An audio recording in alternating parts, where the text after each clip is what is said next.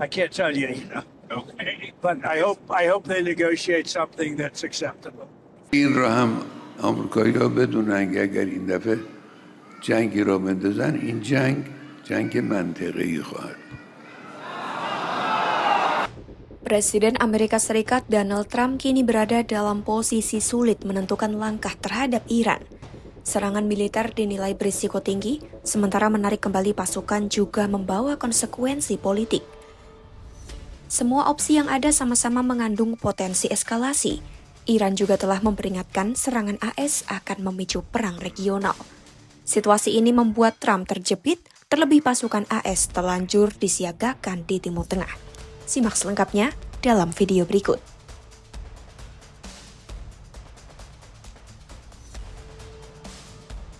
Saat berbicara kepada wartawan di dalam pesawat menuju Florida, Sabtu 31 Januari 2026, Trump masih belum mengungkap keputusan akhir soal langkah terhadap Iran. Ia menyatakan tidak bisa memberi rincian, namun menegaskan armada perang AS telah digerakkan ke Timur Tengah. Trump menyebut kekuatan militer itu siap digunakan meski harapannya tetap pada jalur negosiasi. Ia menegaskan jika negosiasi dapat menghasilkan kesepakatan yang memuaskan dan menjamin Iran tidak memiliki senjata nuklir, maka opsi itu seharusnya diambil. I mean, I certainly can't tell you that, but we do have very big, powerful ships heading in that direction, as you know. I can't tell you, Okay. But I hope they negotiate something that's acceptable. Namun Trump juga mengaku tidak yakin Iran akan benar-benar memenuhi hal tersebut. Meski demikian, ia mengeklaim pembicaraan dengan Teheran saat ini sedang berlangsung secara serius. Menanggapi kekhawatiran bahwa pembatalan serangan justru akan membuat Iran semakin berani, Trump tidak memberi jawaban tegas. Ia hanya menyebut ada pihak yang sepakat dengan pandangan tersebut, namun ada pula yang tidak. Some people think that, and some people don't. If you could make a negotiated deal that would be satisfactory with no nuclear weapons, they should do that. But I don't know that they will, but they are talking to us. Seriously talking to us. Risiko serangan AS ke Iran juga telah diperingatkan oleh pemimpin tertinggi Iran Ayatollah Ali Khamenei. Dalam pidato terbarunya, Khamenei menekankan jika AS memulai perang, maka konflik tersebut tidak akan berhenti di Iran. Menurutnya, serangan terhadap Iran akan memicu perang regional yang melibatkan kawasan Timur Tengah secara luas. این را هم آمریکایی‌ها بدونن که اگر این دفعه جنگی را بندازن این جنگ منطقه‌ای خواهد بود. Meski begitu, Khamenei menegaskan bangsa Iran tidak akan takut dengan ancaman pengerahan kapal perang atau kekuatan militer AS. Ia menyatakan Iran tidak berniat menyerang negara lain, namun siap memberikan balasan keras jika mendapat serangan.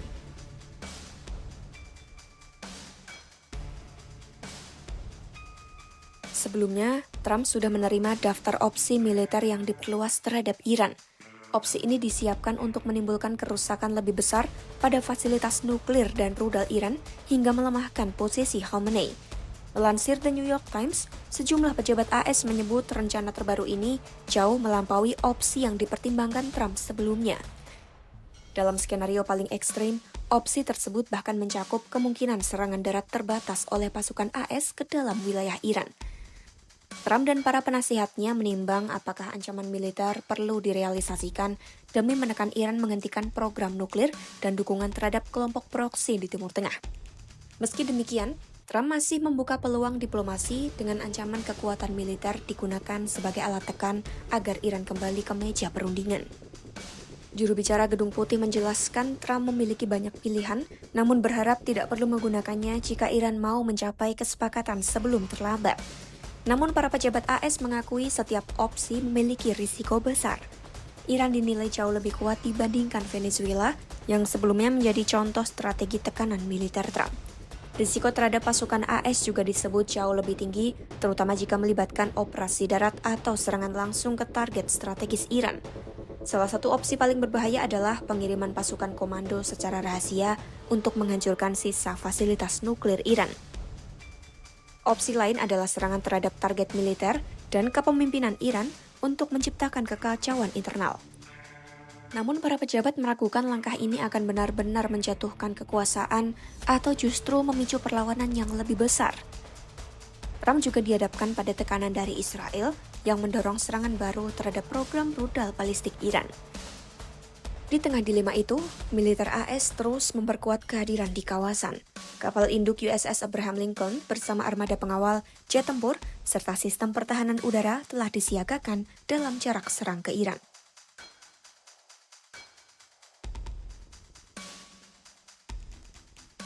Analis Al Jazeera menilai risiko serangan militer AS ke Iran bukan sekadar ancaman. Kondisi ini didukung struktur politik, militer, dan sosial Iran yang kuat dan saling terkait.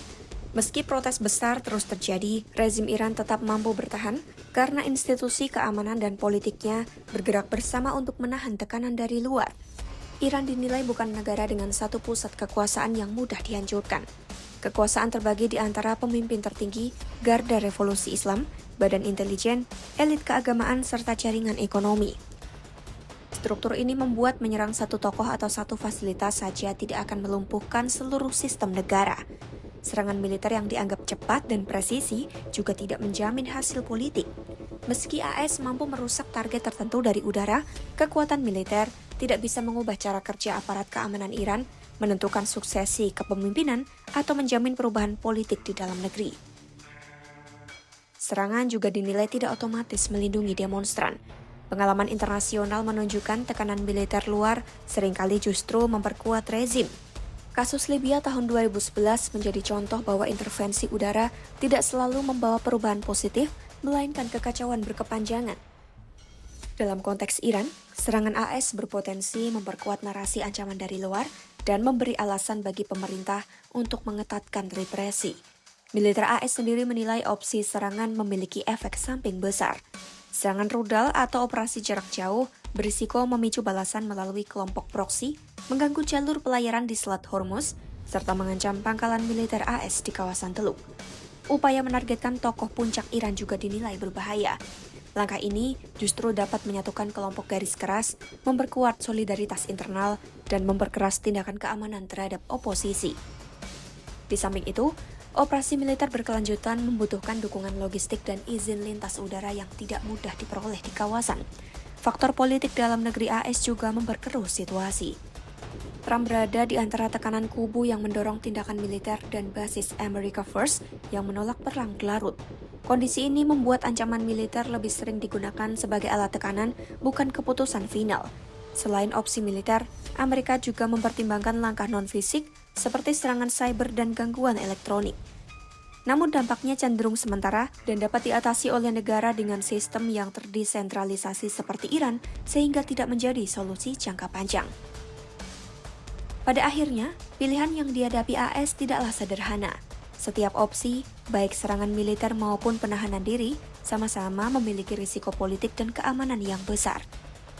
Kondisi ini membuat keputusan terhadap Iran tidak bisa diambil secara tergesa karena dampaknya berpotensi meluas ke kawasan. Pantau terus perkembangannya hanya di YouTube Kompas.com.